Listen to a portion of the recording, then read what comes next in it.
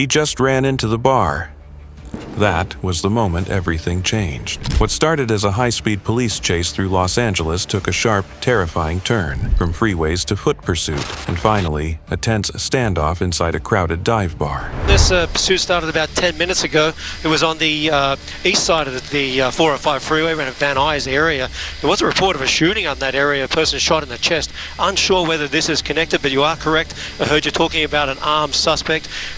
Police were pursuing this gentleman as he sped through these intersections here, running several red lights. He was also throwing things outside the car as he went along. They've actually believed that he may have thrown that weapon outside the vehicle, but he's been reaching speeds of up to 100 miles per hour here on these normal suburban streets where the speed limit is 45 miles per hour. Currently have 4 LAPD units in pursuit here, as well as the airship, which I believe now has gone into tracking mode because of the speed.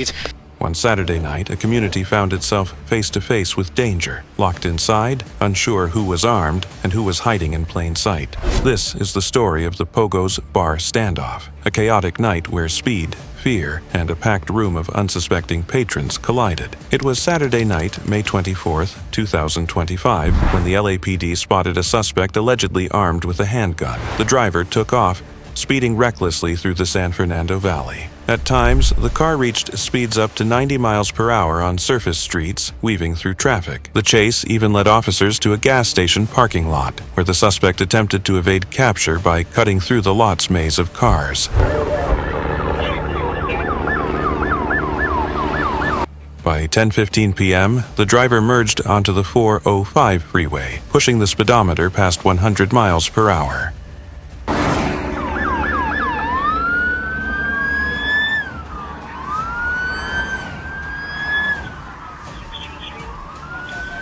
After exiting in Van Nuys, the erratic driving continued. Putting public safety at risk, the chase came to a sudden halt in Lake Balboa. The suspect abandoned the vehicle and fled on foot into a nearby strip mall. Street and Lasagne, so that same basic intersection at least 3 times now, Justin. And he's not driving as aggressively as he was earlier. Looks like he's going to get out of here, Susan. Okay. So it's too bad we don't have the night sun, but he's stopped now. He's out of the car. He's running and holding his pants. But now the night sun is on and on him, spotlighting him as he's trying to get somewhere. He's on an alley now. And where's he going, Justin? You have a broader view? Yeah, that's right. He appears to be running towards a business here. That's a service station, I believe, or some type of business, a smoke shop. Into Pogo's bar and grill. We all see this happening. The helicopter has eyes on this too.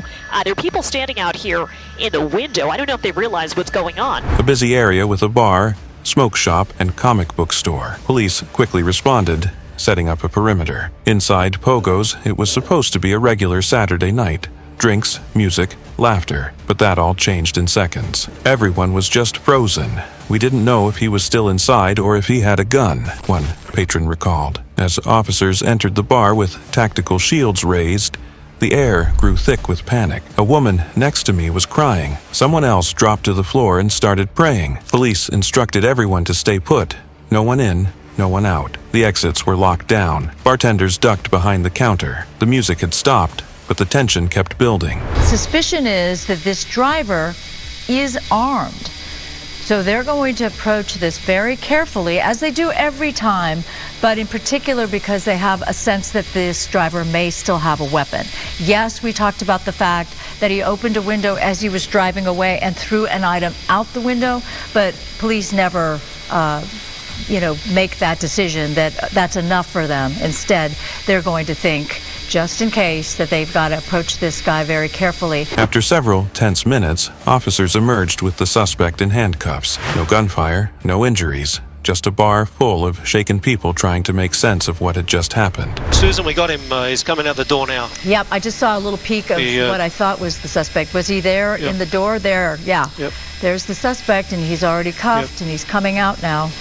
This pursuit, a successful end to a police pursuit in the San Fernando Valley. They got their suspect. He's cuffed, and he'll be stuffed, as Ed Lasko would say, in the back of a patrol car and under arrest, and we'll find out if he is indeed related to a shooting at a house party in the San Fernando Valley. As the neighborhood breathed a sigh of relief, investigations continued. Was the suspect truly armed? What sparked the initial chase? How did the community inside the bar cope with the sudden lockdown? This incident raises larger questions about public safety during high-speed chases in populated areas, and how law enforcement manages the risk to bystanders during such operations. The pursuit that tore through the San Fernando Valley ended inside a crowded bar, a stark reminder of how quickly chaos can reach everyday places. The Pogo's bar standoff stands as a moment where speed, fear, and law enforcement intersected, leaving behind a community still processing the night's events.